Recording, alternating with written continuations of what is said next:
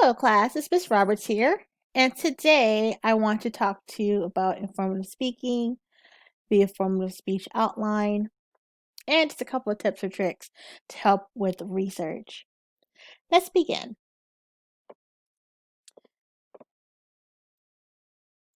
So, first, I want to review a few slides. For those students who do not use the Lucas text, I have a supplemental lecture with the BB text.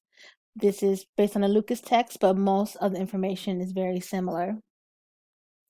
So I'm just going to briefly go over what types of topics you can explore, and then I'm going to talk about the brainstorming process and then how to incorporate research. So for instance, there are several types of speeches that you can explore. You can explore speeches based on objects, processes, events, and concepts. So when you're thinking about what type of speech you want to do, you can talk about maybe your favorite thing, your favorite company, or an object that means a lot to you. It can be based on culture. It can be based on significance or impact on the culture. For instance, I had people talk about the significance of the iPhone, like the first iPhone, and how it revolutionized smartphones. I had people talk about their favorite games, their favorite sports, their favorite types of car. So if you choose to do these types of speeches, evaluate what objects in your life mean a lot to you, and then you can conduct research and talk about it.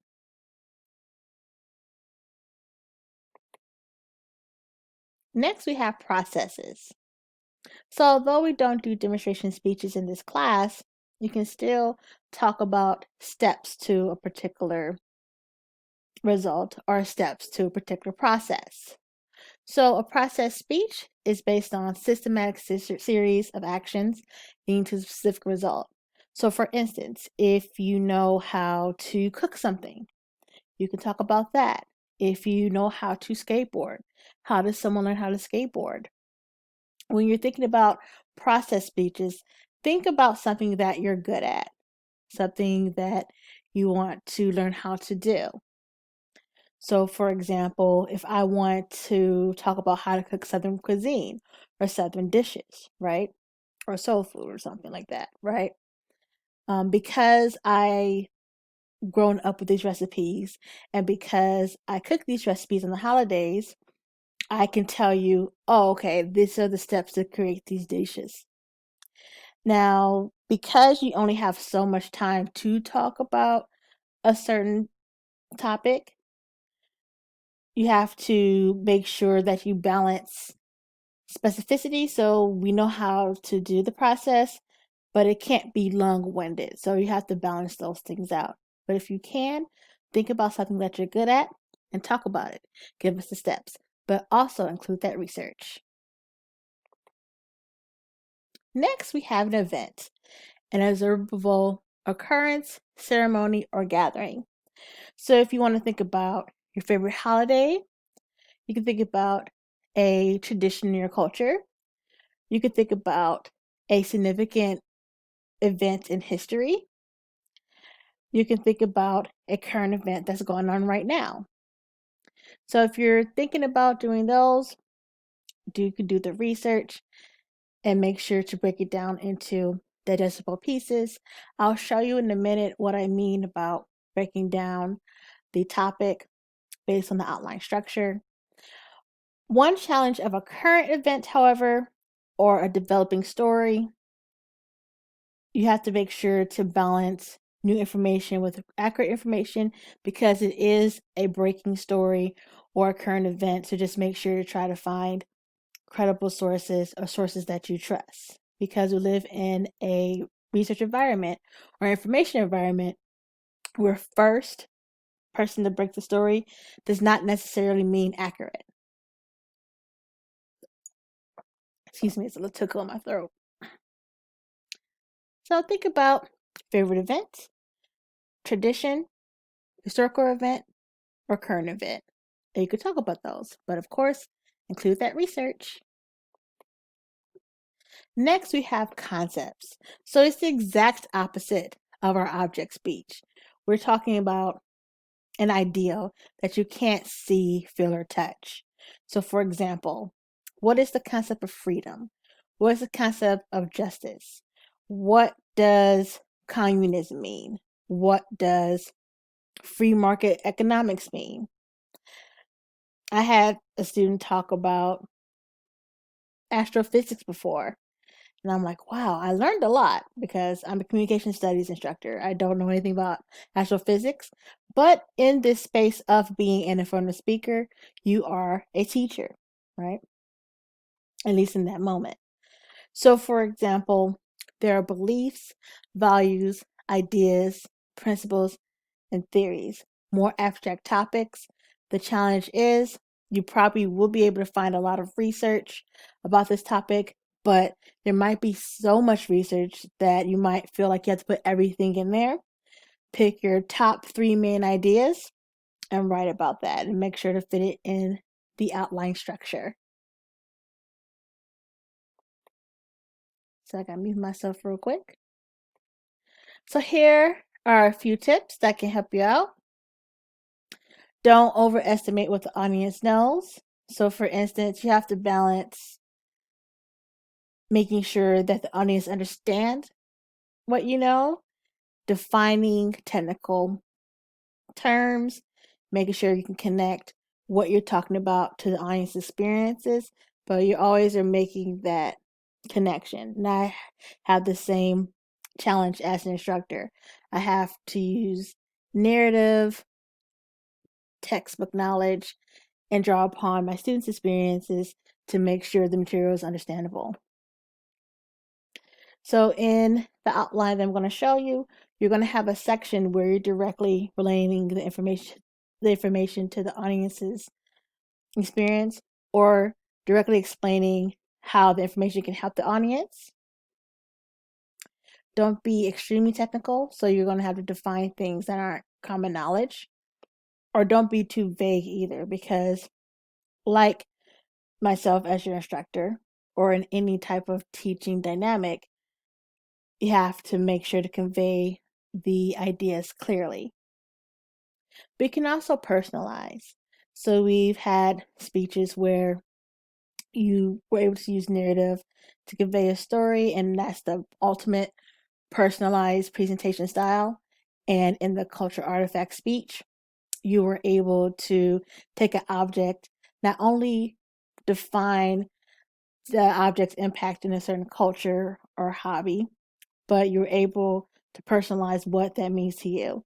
So you can still add that narrative fabric or that narrative technique into your material. So you can balance between explanation, research, personalization to make the information come alive. So you can use those techniques that we've learned in the first 2 speeches in this speech as well. So if you're still stuck on what to do in regards to finding a speech topic, let me see, I'm a little bit orange here. Excuse me. There are several things you can do, or several things to consider. I always ask students to think about the subjects that you already know about. In my experience, when students not only done the practicing and had and developed the outline really well and all these things, they did the speech preparation, they have it down packed. But when they're actually interested in the topic, when they know about it, when they are comfortable with speaking about it, then that's when the delivery comes alive a little bit. So if you have a topic that you're really passionate about, go ahead and talk about it. Or you might have a subject that you're really passionate about and that you have a great interest in, but you don't know a lot about it just yet. But this might be a really good way to dive into a topic that you might want to learn more about. For example, I talked to you earlier about how I like to cook all these southern dishes, right, for the holidays, but I can't bake. I buy frozen pies, I buy already made baked goods. The excuse me, I might make some frozen cookies in a baking sheet. The point is, I can't bake. So, if I was going to use this same idea for me, I might talk about how I can make Southern cuisine as a subject that I already know about, but I can't bake any of the items. I can only cook them or fry them. So, that's something I want to learn more about, how to become a better baker. You can also do several other things to either narrow down your search or break down your overarching topic. So, of course, you can use personal experience. So, what are your likes? What are your dislikes? What is something that you're passionate about? What are your interests? What are your hobbies? And you can branch off from there. You can also have one particular topic and break down into the first 5 items that come to mind. So in a face-to-face classroom, I will ask, hey, name a country. Then my students would name 5 different countries. Then I would choose one. And then I would also ask, hey, if we were going to talk about a country, what would I want to learn about? They would say things such as, we want to learn how the culture and the food and fun places to go and the language. So in the clustering technique, you have one topic, break it down to first 5 things that come to mind, and then once you pick one of those topics, break it down some more. So not only are you discovering a main topic to talk about, but subtopics as well. You can also search the internet for ideas and interests and subject matter for your speech. So for instance, I'm trying to lower my dependence on social media, especially at the time of this recording. We're doing a quarantine situation.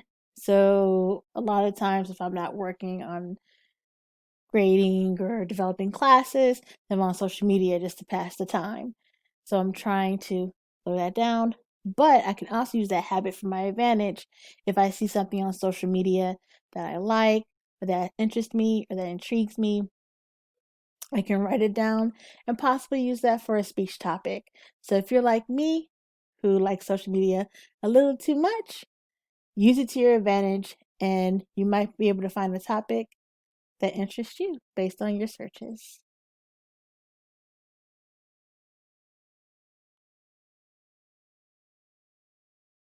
So next, I want to talk about and explore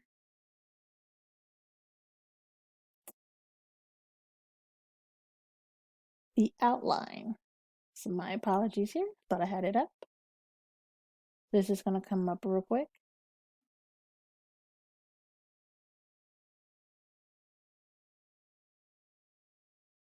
Okay. So I have a tendency to use the same outline for multiple courses. So this is COM 1106. But my other institutions, if you have my other institutions, then just replace that with your course. So you have name, the course, the date. Notice I have YouTube link. So for the majority of my schools, we do a asynchronous delivery style. So you create your YouTube link. I always have the instructions on how to do that on your course. For my schools that are synchronous, we would do this process via Zoom, so you can pay attention to the content of the outline, but we're going to do a different delivery style. So I have to make that caveat as well. All right. So we have our introduction, body, and conclusion. So let me move myself over a little bit. Notice that each section is labeled. You need to keep those labels as you work on your speech. How I grade your speech is that I will listen to the recording, and what I would do is I'll be looking at your outline while you speak to make sure that you're saying what's on the outline. Are you citing your sources when you indicated that you would on your outline? Are there any deviations? So because of that, I need to know, okay, this is when you say the attention getter. This is where you state the first body section. This is where you state the final statement. So all these things need to be labeled. One thing that students do, they take off the labels and put it into paragraphs, and you don't want to do that. Make sure to keep the labels so I can know which part of the speech you are in. If you want to make it easy for yourself, you can take off, or you leave the colon. You can take off the instructions and just type what you need to type in. And that'll be the easiest part. So first you have your attention getter. You can present or begin your speech with a question, quote, fact, or stat. These are the techniques that we've been using throughout the semester. Next up, we have fair hearing significance. So in this section, you are going to indicate why the speech is important for the audience, or how the information will benefit them, or why it's an interesting topic. So it's a great way to bridge the attention getter and the thesis statement central idea together. Okay. So after the fair hearing significance section, talk about why it's interesting. You're going to, in one sentence, talk about the main idea. You're going to talk about what your speech is about and give a listing of the subtopics at the bottom. So, for example, I have hand sanitizer here. So, for instance, if I want to talk about hand sanitizer, I might say, today I want to discuss how and when hand sanitizer was invented, its uses, and its impact on society. So in that sentence, you notice that I have 3 sections. I listed what these subtopics are going to be about. So if you have a straight listing thesis statement, that'll be fine, and it'll be clear to the audience, hey, this is what we're going to talk about. Next, you have the body section. Notice that it's pretty much a blank slate versus the other 2 presentations. I give you the overarching topic and then you narrow it down. This is pretty much open-ended, so you will be able to fill in those blanks. Remember, I talked about earlier about having one major theme and breaking it down to digestible pieces. This is what I'm referring to.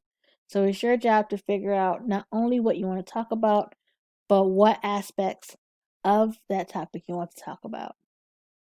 Notice it says complete sentences.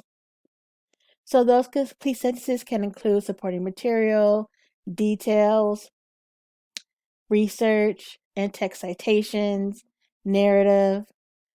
So this is where you write the most part of your speech. You do have to include in-text citations, which I'll show you briefly what that looks like. Notice that a lot of these terms that I'm talking about now may be related to English class as well.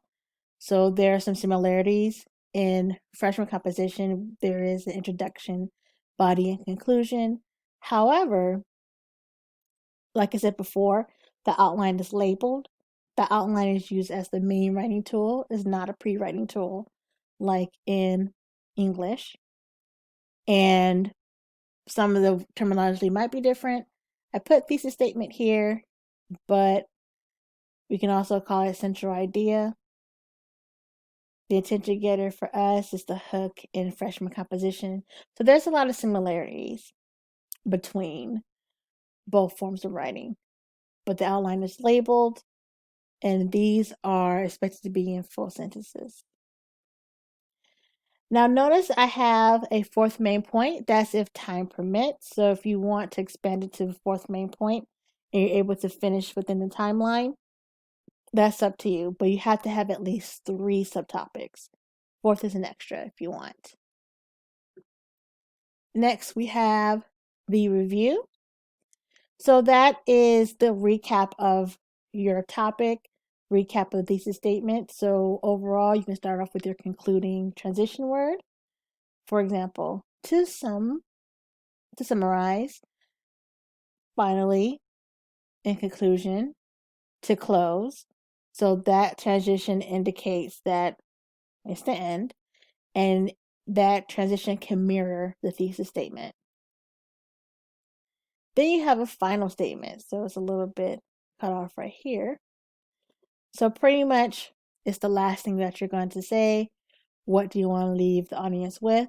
You can use some of the same techniques for the attention getter as you would for the final statement.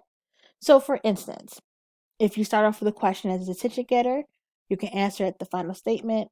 If you begin with a quote, fact, or stat, you can mention that in the final statement. You can end the final statement with a question or a takeaway, but you do have to have one final thought. Okay? Okay.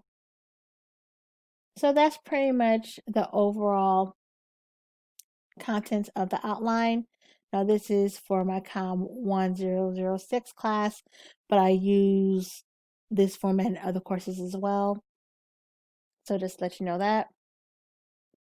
Next, I'm going to show you a few resources for research. So this is all Purdue. I'm going to be a little bit hazy here. So I think I'm going to take away my screen and just show you the full screen. Give me a second. I think I'm doing this. Maybe not. So I might be showing the full screen. Maybe I'll just do this. Okay. So I'll just put myself to the side here. Okay. So notice that we have the MLA Format Style Guide. This is from Purdue University, Purdue OWL. And also on the side, let me move myself over again,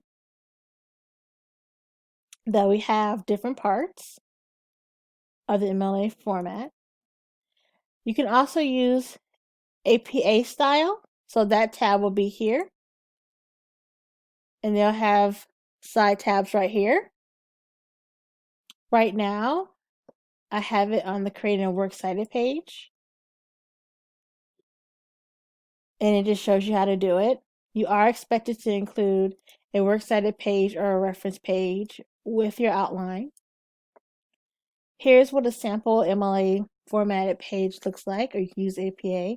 There are slightly different rules, so make sure to take a look at that. Notice we have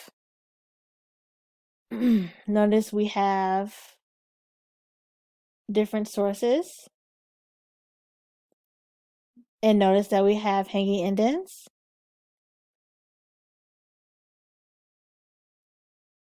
And notice how it's formatted. I'll show you a website that can help you out with that in a moment.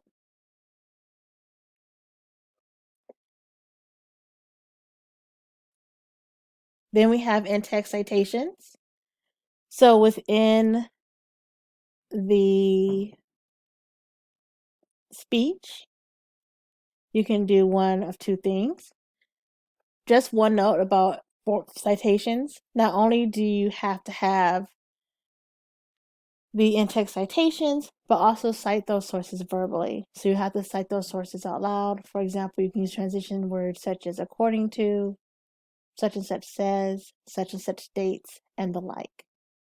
Notice that within the text, you can put the author and weave it into the sentence, or you can use something called parenthetical citations, where you have the author in parentheses right here. Okay, so that's expected in your outline. in addition, and that's one main difference between English and public speaking. Obviously, you will have to cite your sources in 3 different ways. With the bibliography, so that's the works cited page or the reference page. Then you have the in-text citations within the outline and verbally. Now, usually in English class, they only have to do this twice. You guys have to do this on 3 separate occasions. Okay. So if you want to know how to put the works cited page together, so it's the sample works cited page right here, alphabetical order, hanging indents. Hanging indents mean that the first line is not indented, but the subsequent lines are. If you want to learn how to do this, not only do you have the information in these tabs, but one site I recommend is Noodle Tools Express. I used to work at a school that used to pay for Noodle Tools. Notice the word Express. This is a free tool within the site. Notice it says MLA, APA, and Chicago style. I don't use Chicago style in my class, but it might be useful in your other classes such as poli-sci and history. Next we have, I'll just put MLA. So I could choose MLA, APA, Chicago style. There is a drop-down menu. So I gotta choose one. So I'll choose APA since I chose the other one. So say I have a book that I want to cite. So I chose APA style. I chose a book.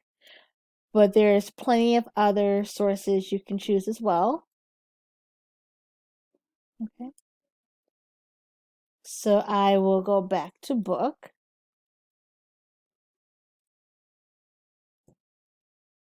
And then you see that there's boxes. So all the information that you have there, you can put in the box and it's going to create a citation that is similar to the one here, where all you will have to do is put in alphabetical order and use hanging indents.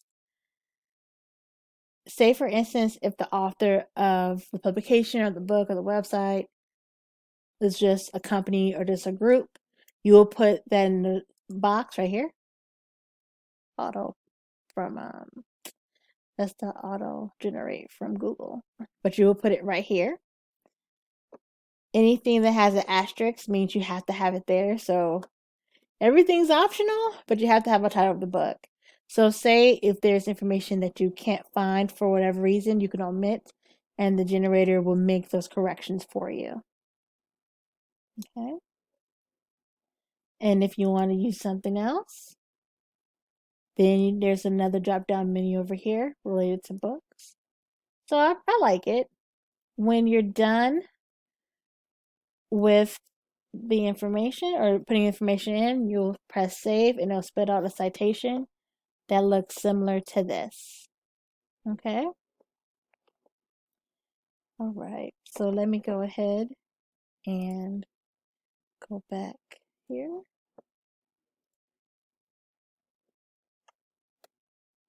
Okay. All right. So that's a brief overview of informal speaking outlining and resources. Now, some of the directions might vary based on the school. I'm going to use this video for multiple schools because I teach at multiple schools. However, one of the similarities between all my institutions that I teach at, there is an informal speaking component, and I use the same outline format. Make sure that the outline is in full sentences. You have at least 3 sources. Keep the headings in there. And I also showed you information on how to create and implement those in-text citations in there. Also, make sure that when you're mentioning the source, whether it be the fact, the stat, or the information from the author, you are going to cite that source verbally as well. So you can say according to such and such, according to so and so, and that such and so information can be the author only, the title only, or the author and the title of the work. Okay? So thank you so much for hanging out with me. Please let me know if you have any questions, and I hope you guys have a wonderful day. Thank you so much. Bye.